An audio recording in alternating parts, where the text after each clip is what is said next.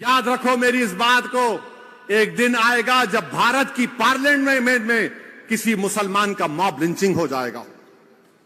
वो दिन दूर नहीं है, अब वो दिन दूर नहीं है, क्योंकि हिटलर की जब हुकूमत थी तो हिटलर की हुकूमत में लिखा जाता था यहूदियों से बच के रहो, ये जर्मनी के लिए खतरा है।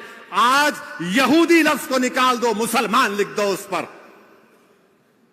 हमारे देश के वजीर आजम, कहां गया आपका सबका साथ, सबका विकास, सबका विश्वास? अरे नरेंद्र मोदी जी, जो आपके एमपी ने मुसलमानों के बारे में जो बकवास बकी है, मेरी आपसे गुजारिश है कि उसका चैलेंज करके आप अरब ममालिक के अपने हुक्मरानों को भिजा दो, या हबीबी इस तरह का हम इससे सलूक करते देखो मुसलमानों से, बुझाओ। क्या नरेंद्र मोदी अपने एमपी की स्पीच का अरबी में ट्रांसलेट करके मोहम्मद बिन सुल्तान, मोहम्मद बिन जैद को भिजाएंगे? आप भिजाएंगे उनको? बताओ देश के वजीर आजम। क्या तुर्की के अर्दोगान को भिजाओ? देखो हम इस तरह भारत की नई बिल्डिंग में हमारे पार्टी का एमपी ने मुसलमानों को इस तरह कहा है। देश के वजीर आजम कुछ नहीं बोलेंगे। जुनैद नसीर मर गए, वजीर आजम मुंह नहीं खोलते। ट्रेन में 3-3 मुसलमानों को नाम पूछकर गोली मार दी गई, वजीर आजम कुछ नहीं बोलेंगे। पीटा जा रहा है, सतारा में मारा गया, कुछ नहीं। अरे सतारा में तो जो बच्चा शहीद हुआ, अरे देवेंद्र फडणवीस तुम्हारे आदमी ने जुलूस को निकाला था। तुम होम मिनिस्टर रहकर तुम्हारा आदमी सतारा की मस्जिद में घुसता है माप को लेकर। कैसे होम मिनिस्टर हो तुम देवेंद्र फडणवीस? मगर हमारे वजीर आजम ने इस मुल्क में एक माहौल को पैदा कर दिया कि नफरत करो और राज करो। भारत की पार्लियामेंट में एक बीजेपी का एमपी एक मुस्लिम एमपी को बकवास, गंदगी, गाली देता है। एक बात, मैंने क्या बात बोलता है। लोग कह रहे हैं नहीं पार्लियामेंट में नहीं बोलना चाहिए था। अच्छा, पार्लियामेंट में नहीं बोलना चाहिए था?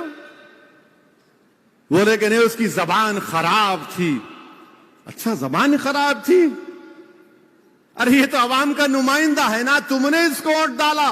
जब अवाम इतने लोगों को मार रही है, जुनैद नसीर को जला रही है, नूह में घरों को 300-350 घरों को बगैर कानून के ड्यू प्रोसेस को फॉलो किए घरों को तोड़ दिए, धर्म संसद में गालियां दी जाती हैं मुसलमानों को, रेप की धमकियां दी जाती हैं, तो ये तो तुम्हारा नुमाइंदा है। उसने गालियां दी, अच्छी जबान इस्तेमाल नहीं की। उस बीजेपी के एमपी ने, अरे वो तो गोडसे की बात कर रहा था, वो नाकाबिल कबूल है। हम तो रोज सुन रहे हैं ना इनको गाली। मैं जानता हूं, मेरी उम्र 8-9 साल या 10 साल की थी। हमारा घर हैदरगुड़े में था, पुराना घर। वहां पर हर कोई आरएसएस के लोग, जब कोई जुलूस होता तो हमारे घर के पास आकर पुकारते, सलाहुद्दीन अवैसी कब्रिस्तान या पाकिस्तान। मैं और अकबर, हमारे एक ताया वहीद भाई जो बड़े ताकतवर थे, उनके साथ बैठते थे। वहीद भाई लकड़ी लेके भागते, ये 25-30 फीट छोड़ के भागते। मैं सुना हूं मेरे कानों से, आज मेरा बेटा सुन रहा है ये। मैं समझा कि शायद मेरी जिंदगी में खत्म हो जाएगा, मगर मेरी औलाद सुनेगी, आप सुनेंगे, बच्चे सुन रहे हैं। नफरत करो, वोट हासिल करो, नफरत करो, सत्ता हासिल करो, इस्लाम को गाली दो, जीत जाओ इलेक्शन। इस्लाम को गाली दो और प्राइम मिनिस्टर, सीएम, मिनिस्टर बन जाओ। मुसलमानों को पीटो और इख्तिदार पर आ जाओ। अरे कब तक चलेगा नफरत? ये याद रखो, ये नफरत खत्म अगर नहीं हुआ, ये जो आग लगा रहे नफरत की आग, याद रखो ये नफरत की आग में सब आ जाएंगे। हम मरने से कभी नहीं डरे, ना कभी डरेंगे इंशाअल्लाह ताला। हम अल्लाह के नाम पर जीते और अल्लाह के नाम पर मरने वालों का नाम मुसलमान है। मगर इस मुल्क का क्या होगा, इस देश का क्या होगा जिसको हमने अपने खून पसीने से सींचा, जिसको अल्लामा फजल खैराबादी ने अपनी कुर्बानियों से आजाद किया। इस मुल्क को आजाद कराने के लिए हमारे उलमाए कराम ने जिहाद का फतवा दिया।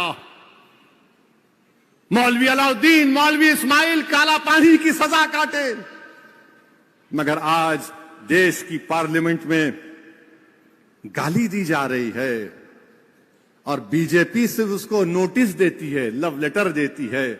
मैं पूछना चाहता हूं देश के प्रधानमंत्री, अगर यही बात कोई आपके बारे में करता तो क्या होता आज इस देश में? बोलो वजीर आजम, अगर कोई ये अनाप शनाप गंदगी आपके बारे में कोई बोल देता तो क्या करते आप? आपकी पार्टी के लोग बन मनाते, बोलने वाले के घर को जला देते। खामोशी इसलिए है क्योंकि गाली मुसलमान को दी जा रही है। सन्नाटा इसलिए है क्योंकि मुसलमान मर रहा है। याद रखो, ये देश के लिए ठीक नहीं है। मेरे अजीज दोस्तों और बुजुर्गों, मैंने किसी जगह पर पढ़ा था, नौजवानों मैं तुमसे कह रहा हूं, सुनो मेरी इस बात को, वो मर्द नहीं जो डर जाए, वो मर्द नहीं जो डर जाए, वो मर्द नहीं जो डर जाए हालात के खूनी मंजर से, वो मर्द नहीं जो डर जाए हालात के खूनी मंजर से। जिस हाल में जीना मुश्किल हो उस हाल में जीना मर्दी है, जिस हाल में जीना मुश्किल हो उस हाल में जीना मर्दी है। हमारे जिस्म जख्मों से जोर सही तुम अपने शिकस्ता तीर गिनो, हमारे जिस्म जख्मों से जोर सही तुम अपने शिकस्ता तीर गिनो। खुद अहले तरकश बोलेंगे ये बाजी किसने हारी है, खुद अहले तरकश बोलेंगे ये बाजी किसने हारी। ये बाजी हक की बाजी है, ये बाजी तुम ही हारोगे, तुम ही हारोगे। मेरे अजीज दोस्तों और बुजुर्गों, और याद रखो मुसलमानों, याद रखो मेरे भारत के सेकुलर हिंदू लोगों, भाइयों और बहनों, याद रखो मेरे मुल्क के दलितों, आदिवासियों, जो नफरत को नहीं मानते, जो मोहब्बत को मानते हैं, आज आपको खड़े होना पड़ेगा। इस देश को बचाना है, इस मुल्क को बचाना है। और किसी ने अच्छा कहा था कि जो आज खड़े हैं, जो आज खड़े होकर नसीर और जुनैद के कातिलों से मुकाबला कर रहे हैं, जो चेतन जैसे जालिम का मुकाबला कर रहे हैं, जो नूरुल हसन के कातिलों से मुकाबला कर रहे हैं, और नसीर को जिंदा जला दिया गया। याद रखो मेरे अजीज दोस्तों और बुजुर्गों, तुम डरना नहीं कभी जालिमों के जुल्म से। जिस दिन तुम डर जाओगे तो फिर नुकसान हमारा होगा। कि ट्रेन में एक शख्स ने, जिसका नाम चेतन चौधरी है, वर्दी में है, चेतन चौधरी ने टीकाराम मीना को गोली मारी और 3 मुसलमानों को शहीद किया, इसलिए कि उनको इस्लाम के मानने वाले थे। और एक मुस्लिम खवातीन के बुर्के को देखकर कहा कि नारा लगाओ जय माता का। और जब इस चेतन चौधरी ने कत्ल कर दिया मुसलमानों को, और क्या बोलकर कहा चेतन चौधरी ने कि देश में रहना है तो मोदी और योगी का साथ देना है। क्या तुमने नहीं देखा नौजवानों कि हैदराबाद यही बाजार घाट का सैफुद्दीन को गोली मारी थी, और सैफुद्दीन उसके लाशों के, उसके पैरों के पास तड़प रहा है, अपनी जिंदगी की आखिरी सांसें ले रहा है, और ये कह रहा है कि अगर देश में रहना है तो मोदी और योगी को वोट देना है। तो मैं चेतन चौधरी, जो आज ऐसे हजारों की तादाद में हो सकते हमारे वतन अजीज में, हमारे देश में, मैं उनको पैगाम दे रहा हूं कि तुम्हारी गोलियां खत्म हो जाएंगी, मगर तू जो बोल रहा हम नहीं करेंगे। इंशाअल्लाह हम मौत को अपना लेंगे, मगर तेरे जुल्म के सामने सर नहीं झुकाएंगे। ऐसे जितने चेतन चौधरीयां हैं जो छुपे हुए हैं, तुम याद रखो, तुम मेरी दीन को नहीं जानते, तुम मेरे रसूल सल्लल्लाहु अलैहि वसल्लम से मोहब्बत को नहीं जानते। हम दुनिया में आए हैं तो आका का नाम बुलंद करने आए हैं, हम तुम्हारा अपनी जबानों से किसी गैर का नाम नहीं लेंगे। 32 साल का अफसान अंसारी महाराष्ट्र के नासिक 24 जून को मार मार कर 20 लोगों ने उसको कत्ल कर दिया। हाईवे पे स्मगलिंग कर रहा है बीफ की। नासिर कुरैशी उसको मार दिए। फिर लुकमान सुलेमान अंसारी 23 साल का महाराष्ट्र में राष्ट्रीय बजरंग दल के लोगों ने यह इल्जाम लगाया कि जानवर लेकर जा रहा था महाराष्ट्र में। वो दिन में 300 रुपए कमाता था, बीवी है, 18 महीने की बेटी है। लुकमान सुलेमान अंसारी को मार दिए। सतारा डिस्ट्रिक्ट नूरुल हसन को, 31 साल का सिविल इंजीनियर है, सतारा डिस्ट्रिक्ट में मंसूबाबंद तरीके से खुद फेसबुक पर किसी का अकाउंट हैक करके गैर गलत लिख दिए, जुलूस लेकर आए, मस्जिद के अंदर घुसकर नूरुल हसन को कत्ल कर दिए। मेरे अजीज दोस्तों और बुजुर्गों, अब आप बताइए, मैं जब बात किया ये कत्ल होने के बाद वहां के एसपी से, मैंने कहा क्या हो रहा है एसपी साहब? तो उन्होंने कहा नहीं ऐसा फेसबुक पर हमला। क्या सबूत है आपके पास के फेसबुक उन्होंने डाला? क्या आपने आईपी एड्रेस देखा उसमें? किसने किया? ये हैक भी हो सकता है। बाद में मालूम हो रहा कि किसी और ने किया। नूरुल हसन की जान चले गई। और नूरुल हसन की बीवी क्या बोलती सुनो नौजवानों, वो हमेशा कहता था कि जमीन से जुड़े रहना चाहिए इंसान को। हम्बुल था, मुखलिस था, जमीन से जुड़े रहना चाहिए था।